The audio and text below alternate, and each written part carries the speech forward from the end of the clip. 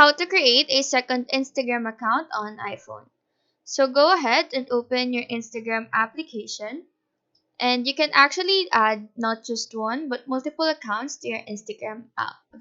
So in this homepage, click on the profile icon here on the bottom right. This will open the profile tab. In this page, click the three lines here on top right, select settings, scroll down to the very bottom, and in here you will see add account, so click on that.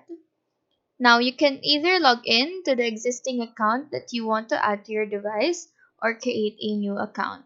So I will be creating a new account, and after making the new account, this will be added to my device. To switch accounts, just go to your profile tab, click on your username here on top, and from here you will see all the accounts added to your device. So that is how to create a second Instagram account on iPhone. Do let us know if this video helped you out, and if you have any questions, feel free to drop them down below. Thank you for watching and have a nice day.